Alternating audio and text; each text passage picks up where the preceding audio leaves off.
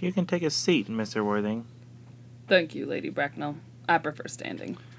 I feel bound to tell you that you are not down on my list of eligible young men, although I have the same list as the dear Duchess of Bolton has. We work together, in fact. However, I am quite ready to enter your name should your answers be what a really affectionate mother requires. Do you smoke? Well, yes, I must admit I smoke. I am glad to hear it. A man should always have an occupation of some kind.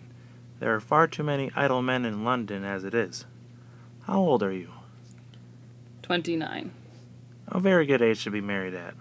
I have always been of opinion that a man who desires to get married should know either everything or nothing. Which do you know? I know nothing, Lady Bracknell. I am pleased to hear it. I do not approve of anything that tampers with natural ignorance. Ignorance is like a delicate, exotic fruit. Touch it, and the bloom is gone. The whole theory of modern education is radically unsound. Fortunately, in England, at any rate, education produces no effect whatsoever. If it did, it would prove a serious danger to the upper classes and probably lead to acts of violence in Grosvenor Square. What is your income?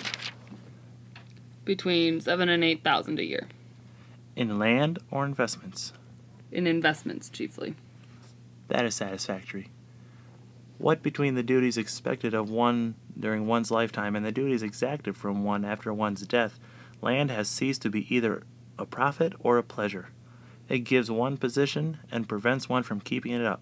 That's all that can be said about land. I have a country house with some land, of course, attached to it, about 1,500 acres, I believe. But I don't depend on that for my real income. In fact, as far as I can make out, the poachers are the only people who make anything of it. A country house? How many bedrooms? Well, that point can be cleared up afterwards. You have a townhouse, I hope. A girl with a simple, unspoiled nature like Gwendolen could hardly be expected to reside in the country.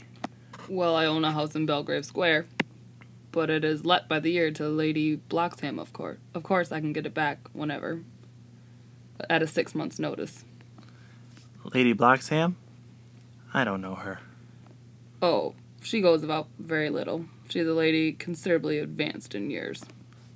Ah, nowadays, that is no guarantee of respectability of character. What number in Belgrave Square? 149. The unfashionable side. I thought there was something. However, that could easily be altered. Do you mean the fashion or the side?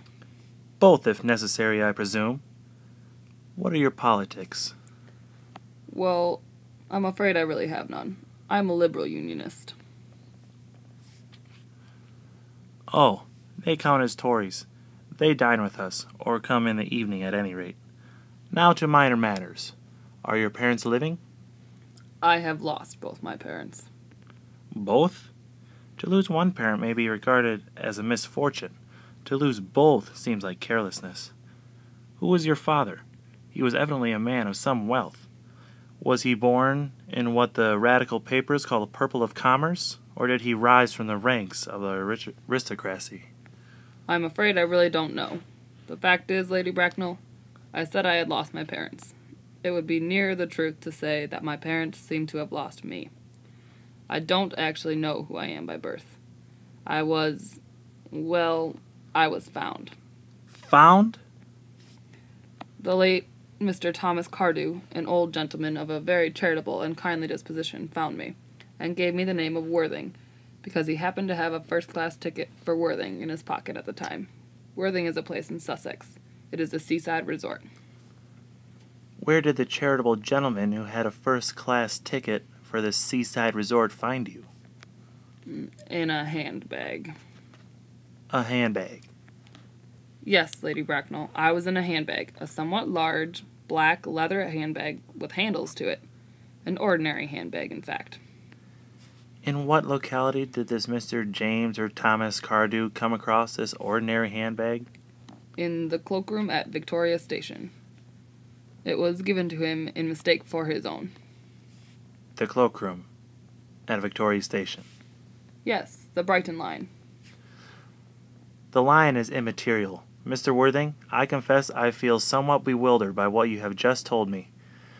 To be born, or at any rate bred, in a handbag, whether it has handles or not, seems to me to display a contempt for the ordinary decencies of family life that reminds one of the worst excess of the French Revolution. And I presume you know what that unfortunate movement led to. As for the particular locality in which the handbag was found, a cloakroom at a railway station might serve to conceal a social indiscretion, but probably, indeed, been used for that purpose before now, but it could hardly be regarded as an assured basis for a recognized position in good society. May I ask you what you would advise me to do? I hardly need say I would do anything in the world to ensure Gwendolyn's happiness.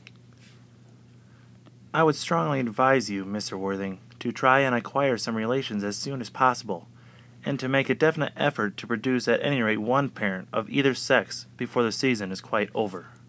Well, I don't see how I could possibly manage to do that. I can produce the handbag at any moment. It's in my dressing room at home. I really think that should satisfy you, Lady Bracknell. Me, sir? What has it to do with me? You can hardly imagine that I and Lord Bracknell would dream of allowing our only daughter, a girl brought up with the utmost care, to marry into a cloakroom and to form an alliance with a parcel. Good morning, Mr. Worthing. Good morning.